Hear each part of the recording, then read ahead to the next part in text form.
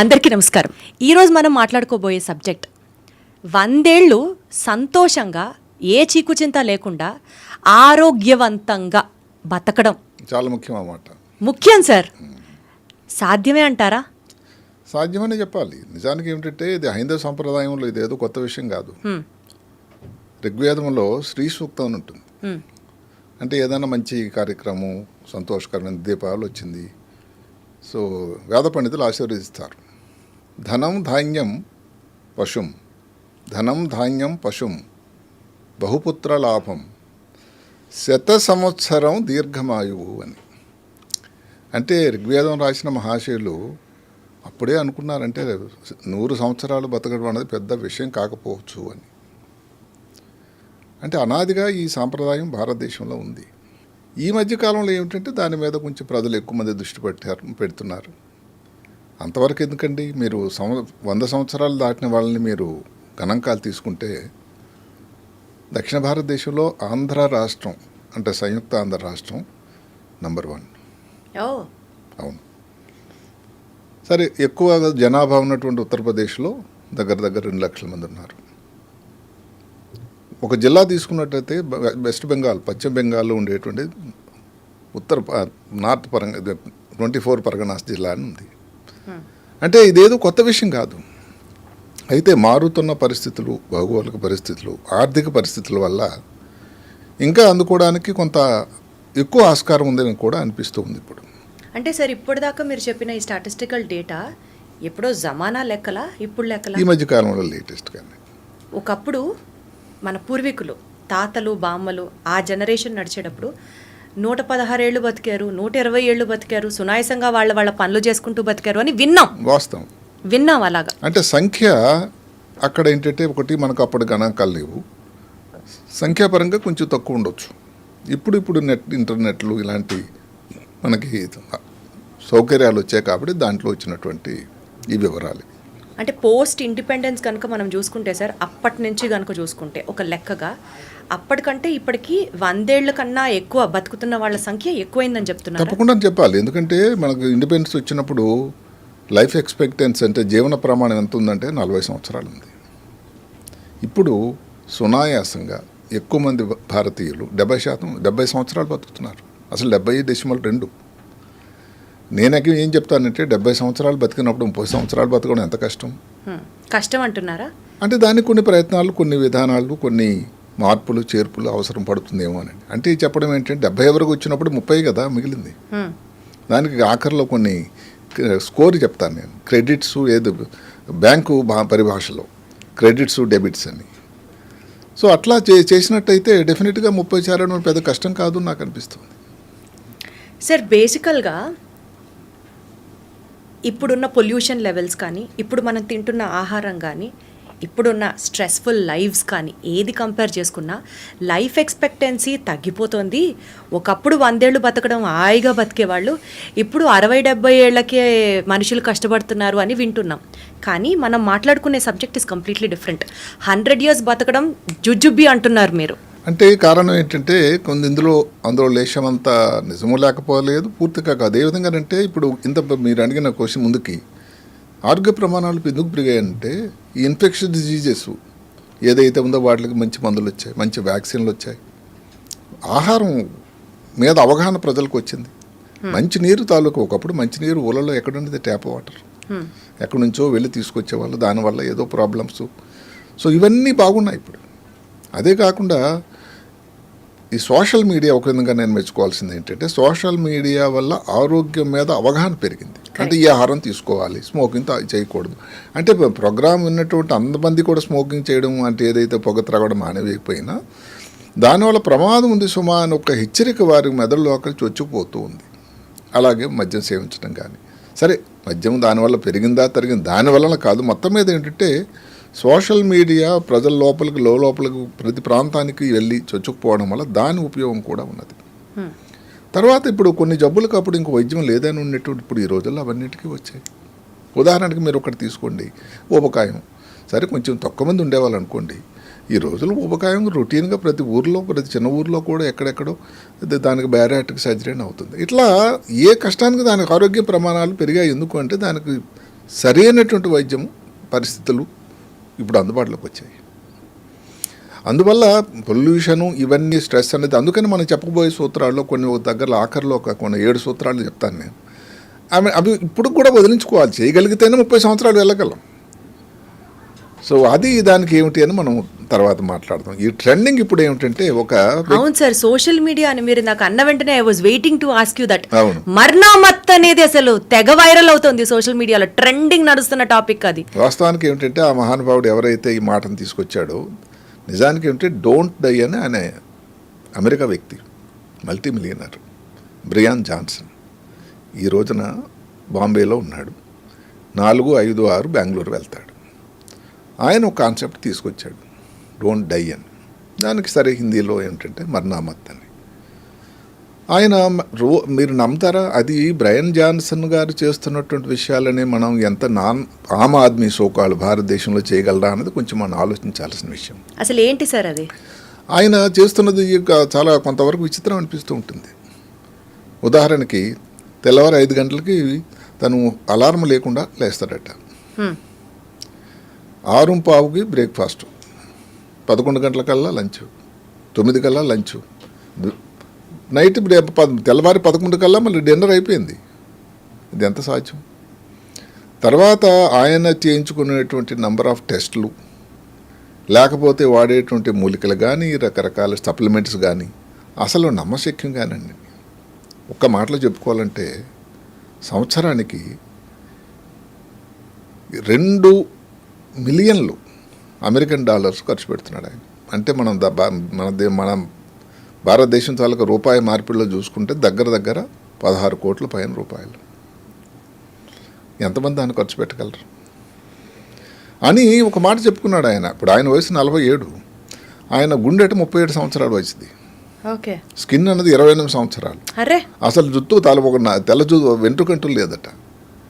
అయితే అంత సింపుల్ కాదని దయచేసి అందరూ గమనించండి. ఏమిటంటే ఈ మధ్యకాలంలో ఆయన హానెస్ట్గా ఒక మాట పెట్టాడు, ఏదో ఫేస్ కోసం ఏవో మందులు వాడి చేసి శుభ్రంగా బ్లోక్ట్ అయిపోయింది. అన్యాయంగా అసలు మళ్ళీ పూర్తిగా రికవర్ అవుతాడా లేదని. ఇవన్నీ కూడా ఏమిటంటే ప్రతి వాళ్ళ దగ్గర కూడా కొన్ని మంచి విషయాలు నేర్చుకోవచ్చు. ఉదాహరణకు 5 గంటలు లేవడం మంచి అలవాటు. ఆయన తీసుకున్న పదార్థాలు ఎక్కువ శాతం అన్ని వెజిటేరియన్. అందరూ 16 కోట్ల రూపాయలు నెలకి ఖర్చు పెట్టి అయితే మెయింటైన్ చేయాలి, సంవత్సరానికి ఖర్చు పెట్టి అయినా కష్టమే కదండి. ఎంతమంది దాన్ని అవన్నీ చేయించుకోగలరు అని చెప్తూ ఆయన చెప్పడం ఏంటంటే డోంట్ డై. ఎందుకంటే ఏ మామూలు కారణాలు వల్ల తర్వాత సరే న్యాచురల్ జీవితాంతం ఏదో బతికుండమని చెప్పడం అతను ఎక్కడ చెప్పడం లేదు అని. దానికి ఇవన్నీ కూడా తెల్లవారు లేవడం. ఆయన ఎందుకంటే అది వాళ్ళ అబ్బాయితో వాళ్ళకి రక్తాన్ని స్వయంగా ఎక్కించుకున్నాడట. ఎవరు అడిగారు ఒక ఇంటర్వ్యూరు, మరి మీరు అమెరికాలో ఉండి ఈ క్లబ్లకి లేకపోతే నైట్ అన్నీ చేయాలి కదంటే అవి కూడా చేస్తాను, కానీ నా డిన్నర్ అయితే 11 కదా అయిపోతుంది అంటే అంతా కూడా 6 నుంచి 11 లోపల అన్నీ అయిపోవాలి భోజనం అంతా. ఆ క్యాలరీస్ 1700 అండి, 1900 క్యాలరీస్, 2000 కంటే తక్కువే.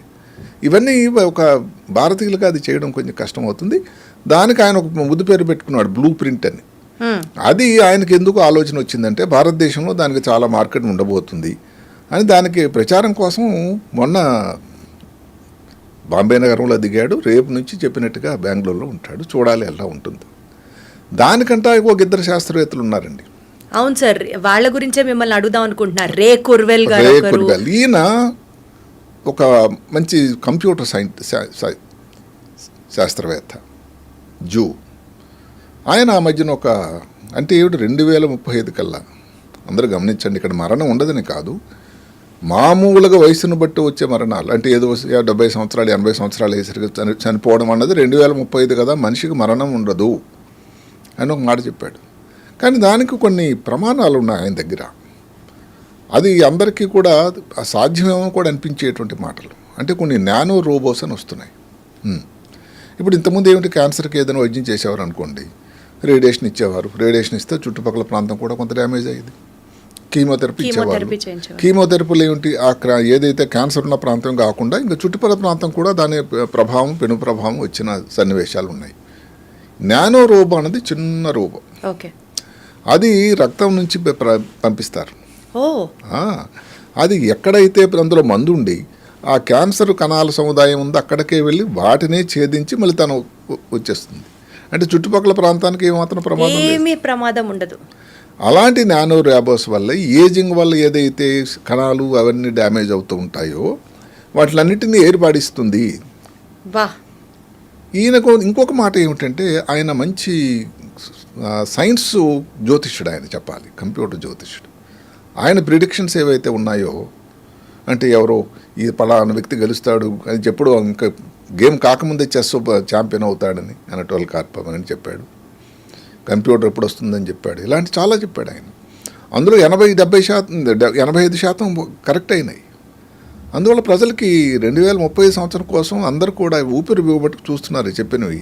అంటే ఆయన చెప్పింది ఏంటంటే మరణాలు ఉండవని కాదు, నార్మల్ కారణాల వల్ల. ఇప్పుడు క్యాన్సర్ వచ్చిందనుకోండి ఎవరు ఆపగలరండి, ఇంకేదైనా వచ్చిందనుకోండి ఎవరు ఆపగలరు. నార్మల్గా వయసుతో వచ్చినట్టు మార్పుల వల్ల మరణాలు జరగవు అని రేకురువేలు చెప్పారు. ఇంకా అందరికంటే నాకు భారతదేశానికి సంబంధించి కొంతవరకు అందుబాటులో దగ్గరలో ఉండేది మాట డాన్ బ్యూట్నర్ అని ఒక ఆయన ఒక మంచి వండర్ఫుల్ బుక్ రాశాడు ఆయన. ఆ బుక్ తాలూకా టైటిల్ ఏమిటంటే learn how to live longer from the people who lived the longest. Wow.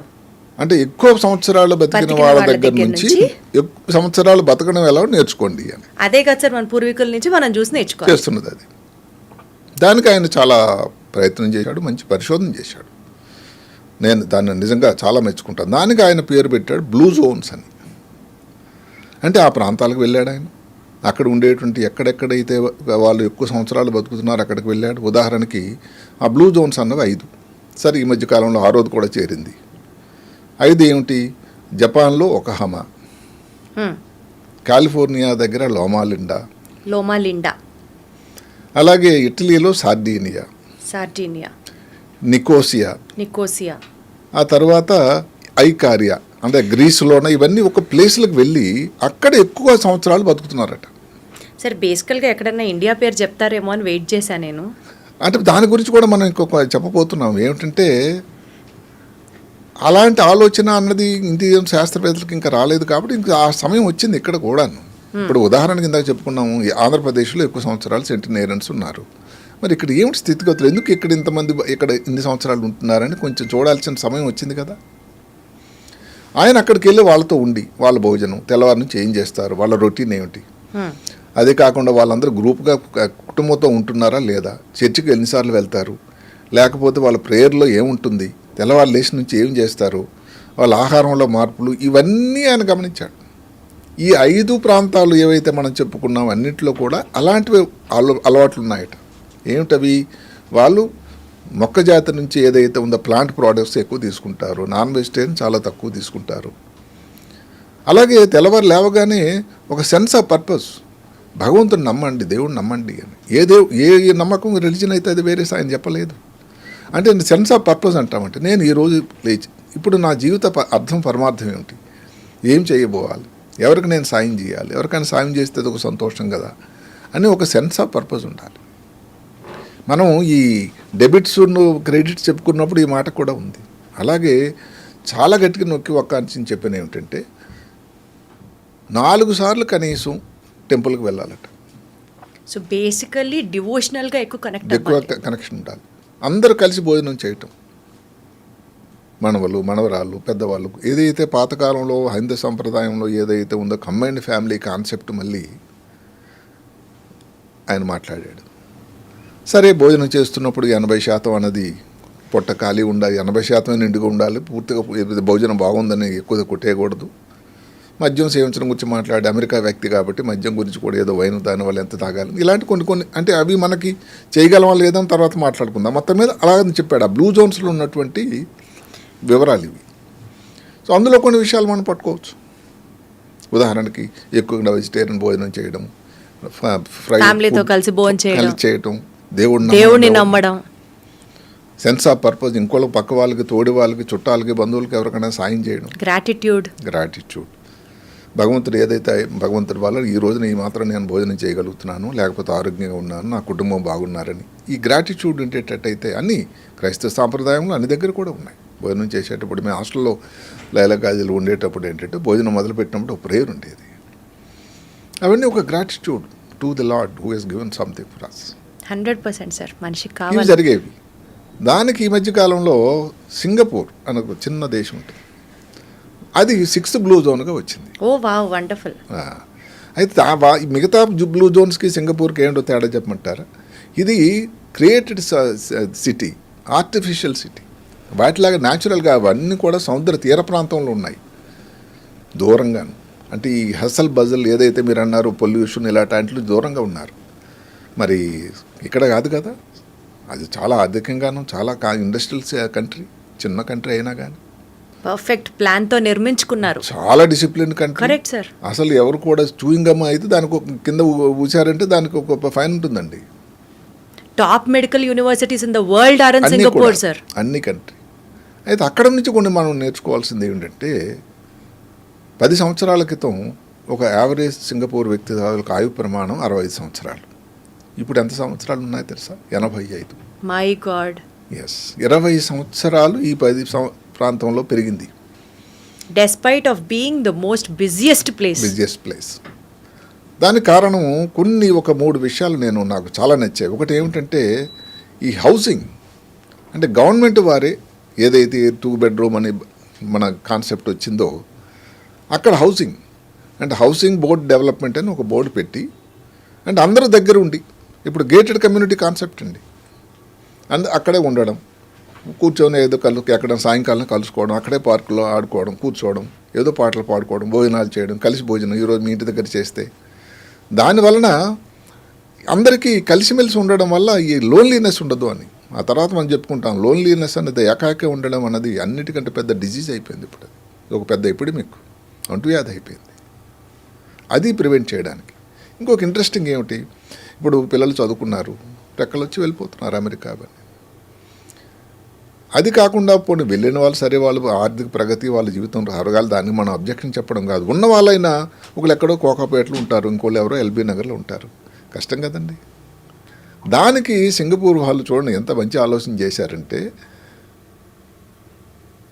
ఎవరైతే దగ్గరలో ఉంటారు, ఇప్పుడు వాళ్ళ అమ్మ నాన్న ఎక్కడో ఒక ఫ్లాట్స్లో ఉన్నారనుకోండి, అదేదో ఒకటి ఖాళీ అయింది, రీసేల్కి వచ్చింది, వీళ్ళు కానీ దాన్ని కొనుక్కోవడానికి వెళ్తే 40,000 సింగపూర్ డాలర్లు ఇది ఇస్తున్నారు రాయితీ. ఓ వావ్. అదే కానీ 4 కిలోమీటర్ల దూరం ఉన్నారనుకోండి, వాళ్ళు ఇంకొంచెం తక్కువ చేస్తున్నారు, దూరం అయిపోయారుగా. అంటే ఏమిటి, అంటే గవర్నమెంటే ఫ్యామిలీ మెంబర్స్ ఒకే చోట ఉండడానికి ఎఫర్ట్ అన్నమాట. ఇంకొక ముఖ్యమైన అంశం ఏమిటంటే పబ్లిక్ ట్రాన్స్పోర్ట్. అసలు నేను సింగపూర్ వెళ్ళినప్పుడు ఈ సైకిళ్ళు అక్కడెక్కడో పార్కుల నుంచి నడుచుకొని ఇచ్చేవాళ్ళు, అందరూ మెట్రో ఎక్కడమే, కార్లు ఎవరైనా నడిపిస్తారు, చాలా తక్కువ. మనకి ఇంటి దగ్గర 3 కార్లు 2 కార్లు. పబ్లిక్ ట్రాన్స్పోర్ట్ వల్ల కూడా ఏమిటంటే పొల్యూషన్ తక్కువ అవుతూ ఉంటుంది. ఎందుకు 50% సింగపూర్ వాళ్ళు పనికి వెళ్ళే వాళ్ళు పబ్లిక్ ట్రాన్స్పోర్ట్ వాడుతున్నారు, అమెరికాలో 5%. భారతదేశం నుంచి గణాంకాలంతా పక్కాక మనకు రాలేదు కాబట్టి చెప్పలేదు నేను. అలాగే హాకర్స్ జోన్స్ అని పెట్టారు. అంటే ఇప్పుడు ఒకప్పుడు అసలు సింగపూర్లో జంక్ ఫుడ్కి ఫస్ట్ అనమాట. మనకు అందరికీ తెలుసు, జంక్ ఫుడ్ తిన వల్ల దానివల్ల షుగర్ ఉంటుంది, సాల్ట్ ఉంటుంది, ఆరోగ్యం బాగా పాడవుతుంది, ఊబకాయం వస్తుంది, హార్ట్ అటాక్ వస్తుంది, ఇవన్నీ తెలిసినవే. అవన్నీ దృష్టిలో పెట్టుకొని ఈ హాకర్స్ ఏమిటంటే తక్కువ రాయితీలో మంచి భోజనం అందరూ కలిపి ఒక దగ్గర భోజనం చేయడానికి ఒక పద్ధతి కల్పించారు. దానికి కూడా వాళ్ళు సబ్సిడీ ఇచ్చారు. అంటే ఏమిటి, ప్రభుత్వం నుంచే వీటన్నిటికీ కూడా ఒక ఆలోచన వచ్చింది. సో దీనివల్ల చాలా మారింది. క్వాలిటీ ఆఫ్ లైఫ్ బాగుంది అక్కడ. ఆర్టిఫిషియల్ సిటీ, క్రియేటెడ్ సిటీ అయినా కూడా 6 బ్లూ జోన్గా ఆ నామకరణం జరగడానికి ఏమిటంటే అంత ఆయుష్ ప్రమాణాలు, ఆరోగ్య ప్రమాణాలు సింగపూర్లో. అయితే సింగపూర్ గురించి జోక్ చెప్పుకుంటే సింగపూర్ పక్కనే మలేషియా ఉంటుంది. మేము సింగపూర్ వెళ్ళినప్పుడు అక్కడ ఎవరైతే ఉన్నాడో ఈ గైడ్ ఒక మాట చెప్పాడు, సార్ ఫిషింగ్కి వెళ్తే జస్ట్ పక్కన ఒక చిన్న బ్రిడ్జ్ ఉంటుందండి, నడిచి వెళ్ళిపోవచ్చు. సింగపూర్లో చేప నోరు తెరవదు సార్, కొంచెం పక్కకు వెళ్ళగానే మలేషియాలో అటు నోరు తెరుస్తుంది, అటు అక్కడ గాలం వేస్తే దొరికిపోతుంది. నేను అడిగాను ఇదేమిటయ్యా విచిత్రం అని. దానికి ఆయన చెప్పడం ఏంటంటే సింగపూర్లో రూల్ అంత స్ట్రిక్ట్ సార్, అసలు ఎవరు నోరు తెరవదు సార్, చేప కూడా నోరు తెరవదు అన్నాడు. సరే అది హాస్యాస్పదమా నిజమైనా కానీ డెఫినెట్గా సింగపూర్లో మాత్రం డిసిప్లిన్ అనేది 150%. అయినా మరి అంత పెద్ద, కానీ అక్కడ కాస్ట్ ఆఫ్ లివింగ్ కూడా అంతే ఎక్కువ. కాస్ట్ ఆఫ్ లివింగ్ అంతే, సంపాదన అంతే. ఎవ్రీథింగ్. ఆ ఎండకు ఆ గాలి ఉండాలి సార్. అయితే ఇవన్నీ ప్రభుత్వం వాళ్ళు కూడా ఇన్ని రాయితీలు ఇవ్వాలి, ఇన్ని చేయాలి, ఇన్ని సబ్సిడీలు because everything is discipline there. Discipline. కానీ ఈ మూడు వాళ్ళైతే ఆలోచనలు ఏవైతే ఉన్నాయో నాకు కూడా చాలా నచ్చినటువంటి ఆలోచనలు. సార్ ఇప్పుడు ఈ ముగ్గురు సైంటిస్టుల గురించి మాట్లాడుకుందాం. అంటే వాళ్ళ ముగ్గురు థియరీస్ని మనం సమరైజ్ చేసుకునే ప్రయత్నం చేద్దాం. రే కుర్వెల్ గారిది కానివ్వండి, జాన్సన్ గారిది కానివ్వండి, డీన్ బట్నర్ గారిది కానివ్వండి, రంగనాథ్ గారు సమరైజ్ చేసి ఆడియన్స్ కి చెప్పాలి అంటే 7 sutras of life by Ranganath గారు. సప్తపది జీవన సప్తపది ఫర్ 100 years. ఏం చాలా చెప్తారు సింపుల్ అండి, పెద్ద కాంప్లికేటెడ్, దానికి పెద్ద ఖర్చుతో కూడుకున్నది కాదు. ఉదాహరణకి ఒకటి ఉంది, ఈట్ రైట్. భోజనం తీసుకునేదే సరైన భోజనం you are what you eat. అంతే. అంటే ఏమిటి, ఇప్పుడు నా దాంట్లో కొంచెం నాన్ వెజిటేరియన్ తాలూకు పాలు తక్కువ ఉండాలి. ఇందాక చెప్పినట్టుగానే ఏదైనా ఫ్రూట్స్ కానీ మీ ఊర్లో దొరికినవే, కొంచెం సాల్ట్ తక్కువ ఉండాలి. ఈ గ్రిల్డ్ ఫుడ్ అవన్నీ తీసుకోకూడదు. ఏమైపోతారు సార్ ఈ చాట్ బండ్ల వాళ్ళు, పానీపూరి బండ్ల వాళ్ళు, జంక్ ఫుడ్ వాళ్ళు ఏమైపోతారు సార్? వాళ్ళు బతకాలి, వాళ్ళు కూడా భారతీయులే. అయితే ఇప్పుడు నేను చెప్పేది, ఎవరెవరైతే 100 సంవత్సరాలు ఉండాలి అని అభిలాషించుకుంటున్నారు, ఇలాంటి కొన్ని కట్టుదిట్టం అయితే చేసుకోవాల్సిన. అందుకని దానికి ఈట్ రైట్ అన్నారు. Eat right. సో రైట్ అంటే కరెక్ట్గా ప్లాంట్ ప్రోడక్ట్స్ తినడం, ఫ్రూట్స్ తీసుకోవడం, సాల్ట్ తక్కువ, షుగర్ తక్కువ తీసుకోవడం. ఇందాక చెప్పినట్టుగానే భోజనం చేస్తున్నప్పుడు 80% ఉండి 20% ఖాళీ ఉంచడం, ఎందుకంటే జీర్ణం అవ్వడానికి. అది ఈట్ రైట్. ఫస్ట్ సూత్రం eat right. Keep your body right. Right. Take care of your body. ఉదాహరణకి వెయిట్ అండి, ఈ రోజుల్లో చాలా ప్రాబ్లం అయిపోయింది. ప్రతి ఎక్కడ చూసినా కానీ ఊబకాయం.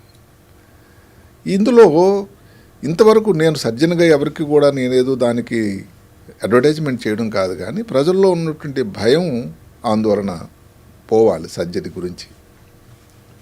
ఈ విషయం అదే చెప్తుంది. మాటకి ఇప్పుడు ఎవరైనా ఈ బ్యారియాట్రిక్ సర్జరీ, ఊబకాయాల కోసం సర్జరీ చేసి చాలా విరివిగా జరుగుతున్నాయి. మీరు నమ్ముతారా, 10 సంవత్సరాలు ఎక్కువ అవుతుందట వాళ్ళ ఆయు ప్రమాణం. అద్భుతం. క్యాట్రాక్ట్ వచ్చిందనుకోండి 9 సంవత్సరాలు.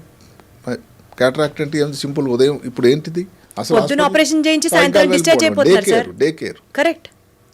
ఇప్పుడు హిప్ సర్జరీ వచ్చింది, హిప్ రీప్లేస్మెంట్ సర్జరీ వచ్చింది, రోబోస్ వచ్చాయి, 2 రోజులని నడిపిస్తున్నారు. ఓ అమ్మో, హిప్ సర్జరీ అంటే ఇంక జీవితాంతం బెడ్ మీద ఉంటామని ఒక ఆలోచన ఉండేది. సరైనది కాదండి. హైదరాబాద్ నగరంలోనే కనీసం 60 చోట్ల ఇంకా ఎక్కువ ఉన్నాయేమో రోబోస్ సౌకర్యం ఉంది. 2 రోజులు అయిపోతారు. 10 సంవత్సరాలు మీకు పెరుగుతున్నారు దానివల్ల. సెన్స్ ఆఫ్ పర్పస్ ఏదైతే మనం ఇందాక అనుకున్నామో, భగవంతుడు ఎందుకు నేను ఈ రోజు కూడా ఉన్నాను, ఎవరికి నేను సాయం చేయాలి, చేస్తే దానిలో సంతోషం ఏంటి, దానిలో నాకు ఆనందం ఏంటి, నా జీవిత పరమార్థం ఏంటి, దానికి అర్థం ఏమిటి, నువ్వే కల్పించావు తండ్రి అని చెప్పుకుంటే ఇంక 7 సంవత్సరాలు అవుతుందట. 4 సార్లు ఏదైతే టెంపుల్కి వెళ్ళి భగవంతుని అయ్యా అని. సార్ మనం 1 by 1 మాట్లాడుకుందాం. సెకండ్ మనం కీప్ యువర్ బాడీ రైట్ దగ్గర ఉన్నాం. So third theory will be exercise.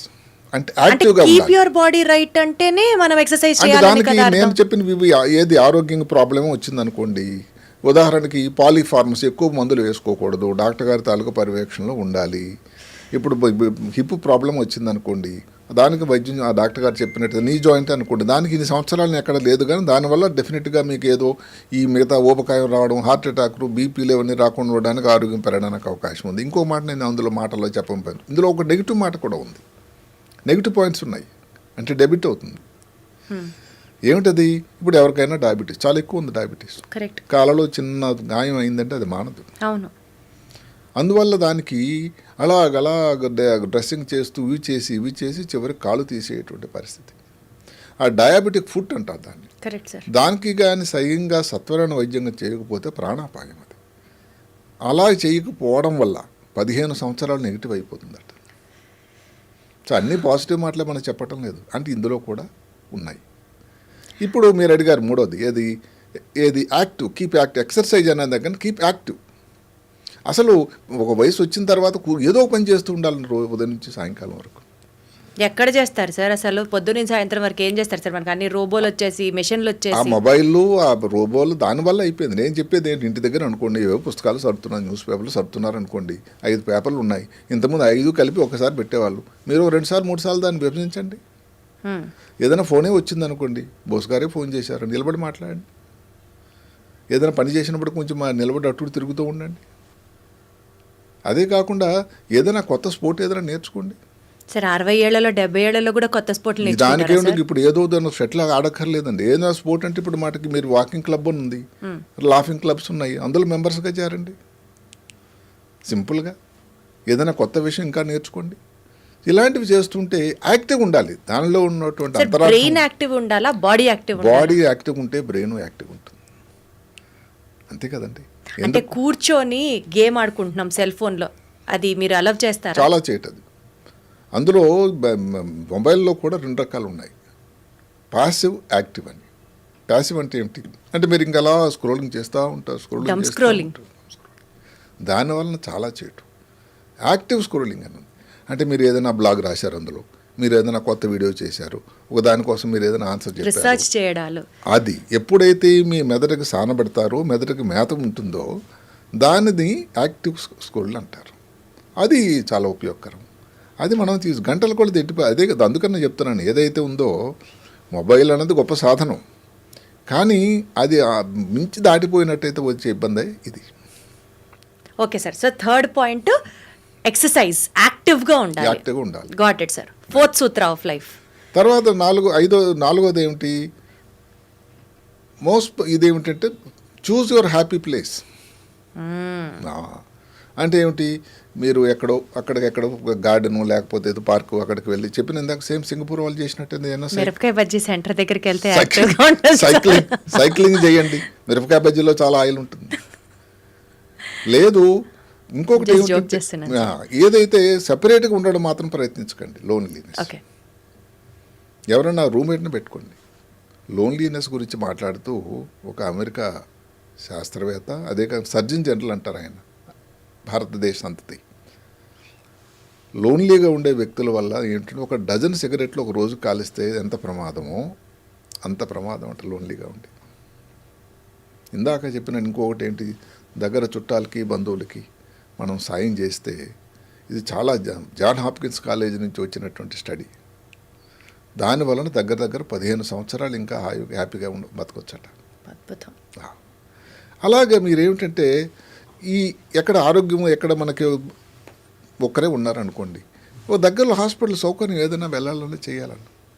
నేను మామూలుగా కొంచెం ఈ మొబైల్ వాడకానికి నేను వ్యతిరేకనైనా, ఈ చాటింగ్ గ్రూప్స్ ఏదైతే వాట్సాప్ గ్రూప్ కొంతవరకు దాని ఉపయోగకరం కూడా ఉంది. ఏదో మిత్రులతోని, పాత మిత్రులతోని, ఎవరో మా కాలేజీ వాళ్ళు లేదా ఎయిమ్స్ వాళ్ళతో మాట్లాడుతూ ఉంటే ఒకప్పుడు ఎక్కడండి దొరికేవాళ్ళు. అంటే గెటింగ్ కనెక్టెడ్ టు కనెక్టెడ్ అంటే అలా కనెక్ట్ అవ్వడానికి ఫోన్ ని ఇది ఒక సాధనం. అయితే కంటిన్యూస్గా కూర్చొని ప్యాసివ్ అది మాత్రం. Got it sir. దానివల్ల so choose your happy place, that's the fourth సూత్ర of life. Place. Got it. Relaxation, అది ఫిఫ్త్ సూత్రానా సార్? అవునండి. రిలాక్స్ అంటే ఏమిటి, ఒక నిద్ర అన్నిటికంటే ముఖ్యమైన నిద్ర పెద్ద ఖర్చు ప్రీమియం అయిపోయింది. 7 నుంచి 8 గంటలు హాయిగా నిద్ర. సార్ మీరు నమ్మరు, 60 ఇయర్స్కో లేకపోతే 50 ఇయర్స్ దాటిన వాళ్ళు, పెద్దవాళ్ళు నిద్ర పట్టట్లేదు అని చెప్తే వినేవాళ్ళం. అసలు 30 ఏళ్ళ వాళ్ళకి, 25 ఏళ్ళ వాళ్ళకి కూడా నిద్ర లేదు ఈ రోజుల్లో. సరే కదండి, అదొక పెద్ద ప్రీమియం అయిపోయింది. ఎగ్జాక్ట్లీ. అది కాస్ట్తో కూర్చొని వస్తువు. Correct sir. స్లీప్ సెల్స్ ఉన్నాయి సార్, స్లీప్ సెంటర్స్ ఉన్నాయి సార్ హైదరాబాద్ లో, బోల్డ్ మెట్రో సిటీస్ లో ఉన్నాయి. ఎందుకంటే నిద్ర అన్నది కారణం ఏంటంటే, పేదవాడైనా భాగ్యవంతుడైనా, ఏ జాతి వాడైనా, ఏ మతం వాడైనా భగవంతుడు ఇచ్చినటువంటి ఒక వరం. ఇప్పుడు మధ్యాహ్నం ఏదో పని చేస్తూ ఉంటాడు, ఏదో బండ మీద పడుకుంటాడండి, ఏం ఏసీ ఉంది, ఏం హంసతులికా తలుపు ఉందండి, ఆకలి రుచెరగదు, నిద్ర సుఖమెరగదు. మరి అలాంటి నిద్ర రాకపోవడం ఏమిటి, మీరు ఏ టైంకి నిద్రపోతున్నారు? సృష్టికర్త తయారు చేసినప్పుడే మెదడులో మెలటోనిన్ అని ఒక హార్మోన్ తయారు చేశాడు, నిద్ర రావడానికి కార్యభూతమైనటువంటిది. ఇప్పుడు చీకటి పడిన తర్వాత దాని తాలూకా తయారీ మొదలవుతుందట, ఉత్పత్తి. ఓకే. రాత్రి 1 గంట 12 ప్రాంతంలో మ్యాక్సిమం పీక్ వస్తుంది. ఓకే. 4 గంటల నుంచి తగ్గిపోతూ ఉంటుంది. ఇప్పుడు చాలామంది వచ్చి నిద్ర నేను పడుకుంటాను డాక్టర్ గారు అని అంటే, ఎప్పుడు పడుకుంటావా అంటే 11 పడుకొని 7కి లేస్తానండి. ఎక్కడుందండి మెలటోనిన్? మెలటోనిన్ వెలుతురు వస్తే దాని సెక్రేషన్ ఆగిపోతుందండి, చీకట్లో వస్తుంది. ఓహో, అసలు వెలుతురు వస్తేనే బాడీలో దాని సెక్రేషన్ ఆగిపోతుంది. ఎప్పుడు సార్ దాని ప్రీమియం సెక్రేషన్ టైం? రాత్రి, మధ్యరాత్రి. అది కూడా చీకటి. ఇప్పుడు మీరు మొబైల్ వాడుతున్నారు, దాని బ్లూ లైట్ వస్తూ ఉంటుంది, దానివల్ల మన మెలటోనిన్ హాని జరుగుతూ ఉంటుంది. బ్లూ లైట్ కూడా మెలటోనిన్ సెక్రేషన్ కి హార్నెస్ అవుతుంది. ఏదైతే చెప్తామంటే, ఈ ఎలక్ట్రానిక్ పరికరాలు ఏవి కూడా నిద్ర పూసే సమయంలో కడు దూరంలో ఉండాలి. ఏదో మొబైల్లో మెసేజ్ వచ్చిందో చూడడం, ఒక మెయిల్ చూడడం, దానికి ఆన్సర్ చేయడం, ఎట్లనే నిద్ర పడుతుంది. సో నిద్ర అనేది 7 నుంచి 8 గంటలు 7 నుంచి 8 గంటలు ఇవాళ అవసరం. రోజున సార్ అవసరం. అలా అయితేనే మీరు మెదడుకి ఏదైతే జరుగుతుందో ఏమిటంటే అమ్మ, మెదడు కూడా ఒక ముఖ్యమైన అవయవం. అది ఉదయం నుంచి సాయంకాలం వరకు 24/7 365 డేస్ ఇంకా పని చేస్తూనే ఉంటుంది కదండి. దానికి కూడా రెస్ట్ అవసరం కదా. ఏదైనా ఏజ్ గ్రూప్కి 7 నుంచి 8 గంటలు అవసరం అంటారా సార్? పిల్లలు నిద్ర? అయితే ఇంకెక్కువ 12 గంటలు అంటాం. చిన్నపిల్లలు పుట్టిన వాళ్ళు అప్పుడు 12-15 గంటలు పడుకుంటారు. వాళ్ళంతా పడుకునే ఉంటారు. తల్లిదండ్రులు వర్రీ అవుతుంటారు. అంటే పాలు ఇవ్వడానికి నిద్ర లేపాల్సి ఉంటుంది. అంటే 60-70 ఇయర్స్ వాళ్ళకి కూడా 7 to 8 hours ఇంపార్టెంట్ అంటారు. అవసరం. ఒక గంట మనం రాయితీ ఇచ్చినా కానీ, ఎందుకంటే ఆ సమయంలో కొంతవరకు నిద్ర సమయం తక్కువ అవుతుంది. కానీ ఎవరైతే ఇంతసేపు నిద్రపోగలిగితే వాళ్ళు అదృష్టవంతుల కింద లెక్క. అదృష్టవంతులు సార్ నిజంగా. అదే కాకుండా ఆఫ్టర్నూన్ న్యాప్ అని ఒకటి ఉందండి, Siesta. మధ్యాహ్నం. సియస్టా. అది కానీ ఒక 20 నిమిషాలు. మళ్ళీ దాంట్లో ఏమిటి, నిద్ర మంచం పడుపు మీద పడుకోకూడదు, కూర్చొని. అది 2:30-3 నుంచి మధ్యాహ్నం. అదేం లెక్క సార్? అదంతే. ఎందుకంటే మరి దీని మీద పడుకున్నారనుకోండి, ఇంకా మరి లేవరు మీరు. 20 నిమిషాల తర్వాత ఎక్కువ గంట సేపు పడుకున్నారనుకోండి, ఈరోజు బాగుంది అనుకొని, మరి రాత్రి నిద్ర ఎలా వస్తుందండి? అంటే మధ్యాహ్నం పూట నాప్ 20 to 30 minutes ఉండాలి అంతే. శాస్త్రం మీద దానినే ఆపంటారు. అది చిన్న ఈ నిద్ర అనమాట. కళ్ళు మూసుకొని అలా పడుకోవడం, జస్ట్ ఒక చిన్న ప్రశాంతం. రెస్ట్ లాగా అంతే. అంతే. అదే కాకుండా ఇంకా రిలాక్సేషన్ ప్లేస్ ఏదైతే ఈ స్పా అని మన ఇప్పుడు వచ్చింది ఈ మధ్యన, హైదరాబాద్లో కూడా చాలా చోట్ల ఉన్నాయి. వాటిని ఫిన్లాండ్లో ఒకటి, ఏది హ్యాపీయెస్ట్ కంట్రీ ప్రపంచంలో ఏది తెలిసిన? ఫిన్లాండ్. బిందాస్ ఉంటారు వాళ్ళు. అంటే గత 7 సంవత్సరాల నుంచి ఆ దేశాన్ని కొట్టగలిగిన దేశం ఇంతవరకు లేదు. అమెరికా లేదు, సింగపూరు లేదు. అక్కడ ఏమిటంటే వీళ్ళందరూ ఇదే హ్యాపీ.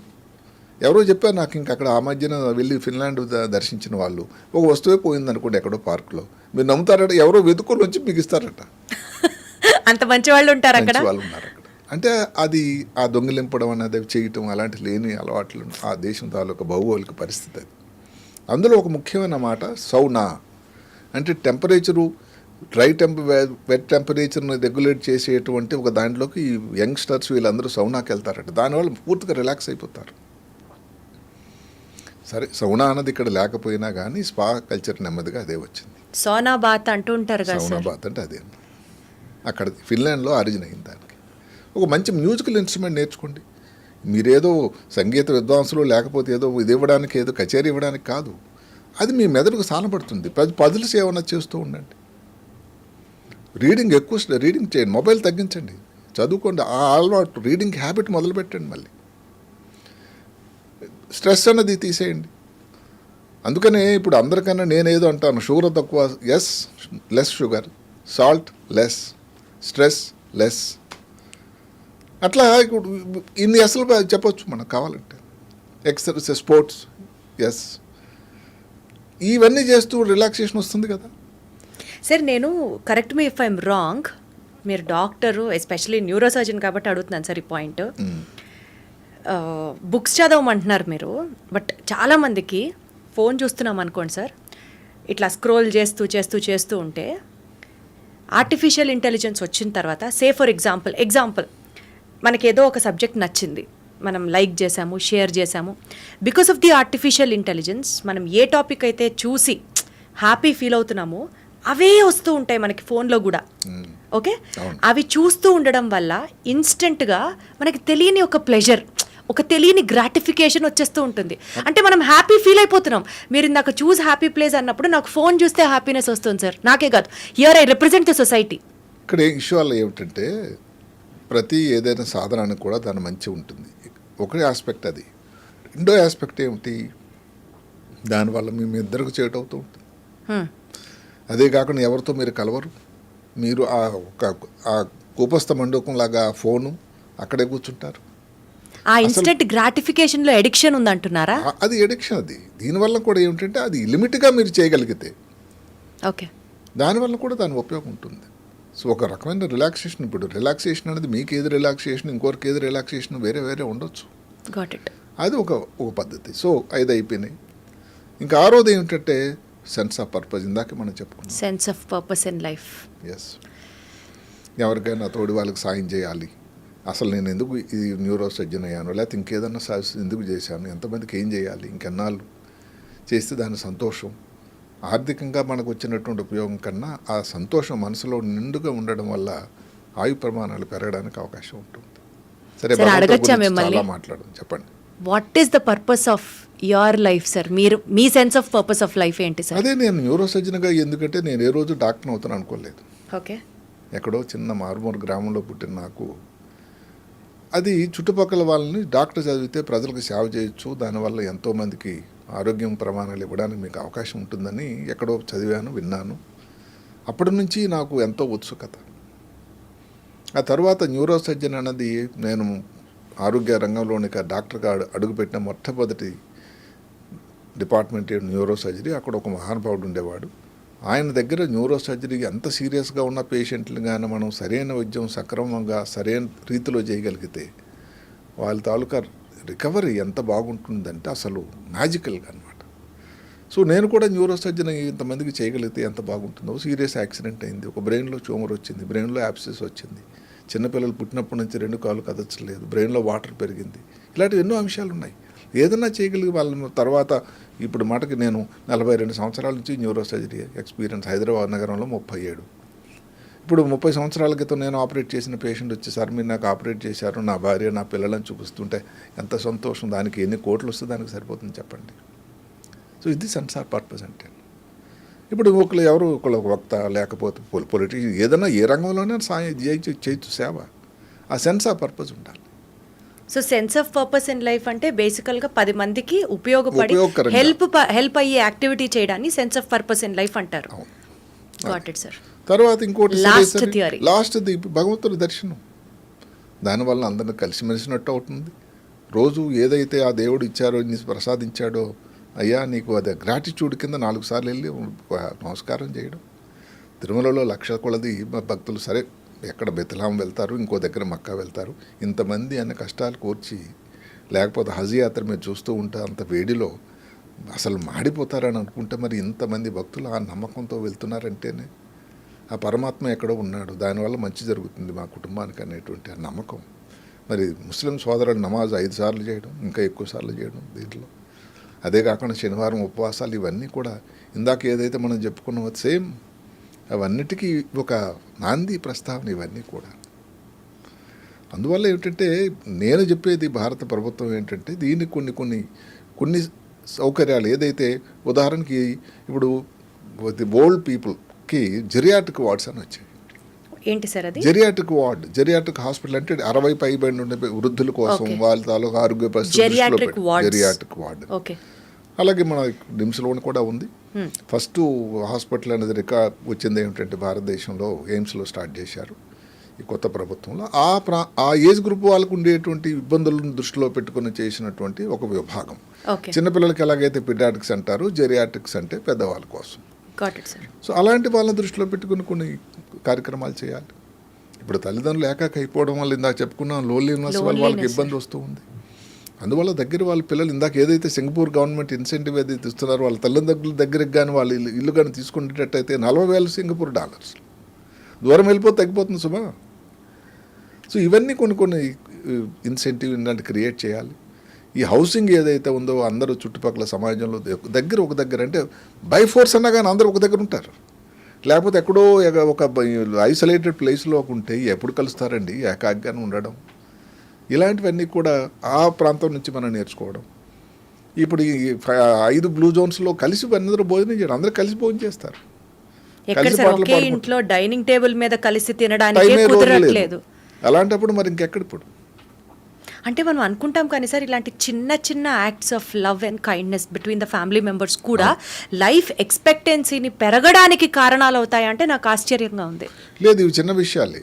అయితే ఏదో చిన్నది ఏదో బిందువులాగా సముద్రం అవుతుంది లాగా ఇవన్నీ కానీ ప్రాక్టీస్ చేయగలిగితే, ఇవన్నీ సైన్స్ ప్రకారం ఆధారాలతో కూడినటువంటి విషయాలు కాబట్టి తీసిపడడానికైతే లేదు.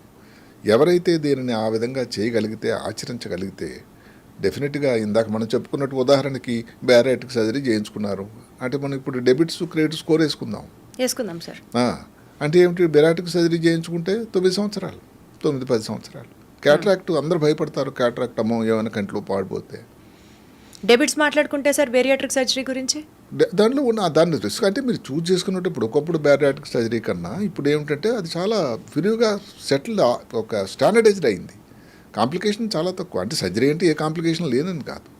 అయితే అక్కడ ఆ 5%, 3%, 2% గురించి మాట్లాడతారా, 95% ఉపయోగం గురించి మాట్లాడతారా? కరెక్ట్.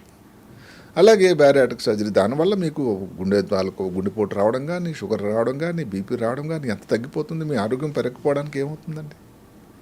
అదే మీరు కదలికితే ఇది అయిపోతుంది కదా, మీకు హిప్ పని చేయట్లేదు, అక్కడ ఇన్ఫెక్షన్ ఏదో వచ్చింది, డాక్టర్ గారు సర్జరీ చెప్పినా చేయించుకోవట్లేదు, 10 సంవత్సరాలు మీకు లాస్ అయిపోయినట్టేగా. కాలు మీకు ఇన్ఫెక్షన్ వచ్చింది, చూద్దాం దానికి మీరే వైద్యం చేసుకుంటుంటే 15 సంవత్సరాలు లాస్ అయిందిగా. నీ జాయింట్ ఆపరేషన్ ఇప్పుడు ఎన్ని జరుగుతున్నాయంటే రోజుకి 100 జరుగుతున్నాయి హైదరాబాద్లోనే. ఎందుకు అన్నట్టు దానివల్ల కదలిక ఉంటుంది. ఎందుకంటే నొప్పి వల్ల అలాగ కూర్చుని ఉండిపోవడం అయిపోయింది. దానికి తోడు ఈ టీవీ వచ్చిన తర్వాత చూడడము, ఇంకా బొబ్బకాయం రాకేమవుతుంది, ఇంకా జాయింట్లు ఇంకా స్టిఫ్ అయిపోతాయి. ఇంకా ఈ చెప్పినటువంటి దాని తాలూకు వచ్చిన ఇబ్బందులన్నీ కూడా పెరుగుతూ ఉంటాయి. ముందు చెప్పినటువంటి లైఫ్ స్టైల్ డిజీజ్ ఏమిటవి, షుగర్, బీపీ, ఊబకాయం, హార్ట్ అటాక్, ఇవన్నీ కూడా ఇప్పుడు యాక్టివ్గా మీరు ఉండేసరికి అలా రావడానికి అవకాశం ఎక్కడ ఉందండి?